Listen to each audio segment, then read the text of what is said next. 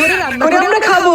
আরে বোন কি বলতেছিস? আমার তো কাঁকড়া দেখে ভয় লাগতেছে। আরে এগুলোকে ভয় পাওয়ার কিচ্ছু নেই, এগুলো সবাই খায়, তাই আজকে এগুলোকে আমি মজা করে রান্না করে খাবো। আর শোন, তুইও যদি খেতে চাস তাহলে বল, তোর জন্য আমি অনেকগুলো মজা করে রান্না করব। আমি খাবো না, আমি গেলাম। আরে মা, তোমার মেয়ে তো আমাদের বাসায় কাঁকড়া দেখে বলতেছে এগুলো রান্না করে খাবে। বন্ধুরা, তোমরা যদি লিচু খেয়ে থাকো ভিডিওতে লাইক করে দাও, আর আম খেয়ে থাকলে চ্যানেলটিকে সাবস্ক্রাইব করে দাও, এবং তুমি কোন ক্লাসে পড়ো সেটা কমেন্টে লিখে দাও। শোন, ওর যদি রান্না করে খেতে মনে চায় ও খা, তোর ইচ্ছে করলে তুইও খা। না, আমার খাওয়ার ইচ্ছে নেই।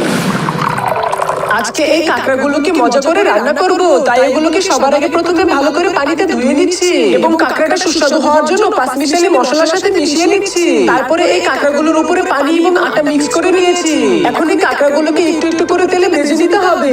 কাঁকড়াগুলোকে তেলে কিছুক্ষণ ভাজলে দেখবো লাল লাল হয়ে গিয়েছে। এখন খেয়ে দেখার পালা কাঁকড়া রান্না করাটা কেমন মজা হয়েছে।